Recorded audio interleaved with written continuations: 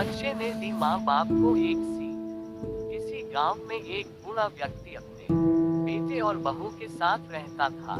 परिवार सुखी संपन्न था, किसी तरह की कोई परेशानी नहीं थी।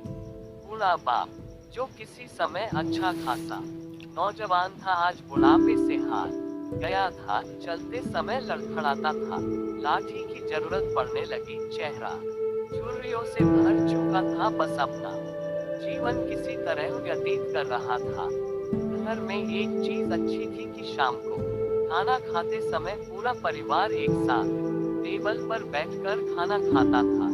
एक दिन ऐसे ही शाम को जब सारे लोग खाना खाने बैठे, बेटा ऑफिस से आया था, भूख ज्यादा थी सो जल्दी से खाना खाने बैठ गया और साथ में बहू और उसका एक बेटा भी खाने लगे। बूढ़े हाथ जैसे ही थाली उठाने को हुए, थाली हाथ से छिटक गई, थोड़ी दाल टेबल पे गिर गई। बहू बेटे ने घृणा दृष्टि से पिता की ओर देखा और फिर से अपना खाने में लग गए। बूढ़े पिता ने जैसे ही अपने हिलते हाथों से खाना खाना शुरू किया तो खाना कभी कपड़ों पे गिरता, कभी जमीन पर। बहू चिढ़ते हुए कहा, हे राम, कितनी गंदी तरह से खाते हैं, मन करता है इनकी थाली किसी अलग कोने में लगवा देते हैं। बेटे ने भी ऐसे सिर हिलाया जैसे पत्नी की बात से सहमत हो। उनका बेटा ये सब मासूमियत से देख रहा था। अगले दिन पिता की थाली उस टेबल से हटाकर एक कोने में लगवा दी गई।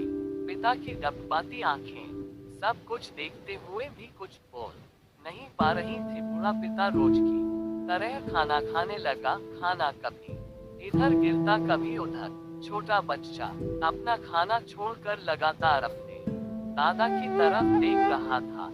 माँ ने पूछा, क्या हुआ बेटे, तुम दादाजी की तरफ क्या देख रहे हो और खाना क्यों नहीं खा रहे? बच्चा बड़ी मासूमियत से बोला, माँ, मैं सीख रहा हूँ कि वृद्धों के साथ कैसा व्यवहार करना चाहिए। जब मैं बड़ा हो जाऊंगा और आप लोग बूढ़े हो जाओगे तो मैं भी आपको इसी तरह कोने में खाना खिलाया करूंगा। बच्चे के मुंह से ऐसा सुनते ही बेटे और बहू दोनों कांप उठे। शायद बच्चे की बात उनके मन में बैठ गई थी, क्योंकि बच्चा ने मासूमियत के साथ एक बहुत बड़ा सबक दोनों लोगों को दिया था। बेटे ने जल्दी से आगे बढ़कर पिता को उठाया और वापस टेबल पे खाने के लिए बिठाया, और बहू भी भागकर पानी का गिलास लेकर आई कि पिताजी को कोई तकलीफ ना हो। इस कहानी से शिक्षा मिलती है कि माँ बाप इस दुनिया की सबसे बड़ी पूंजी है। आप समाज में कितनी भी इज्जत कमा ले या कितना भी धन इकट्ठा कर ले, लेकिन माँ बाप से बड़ा धन इस दुनिया में कोई नहीं।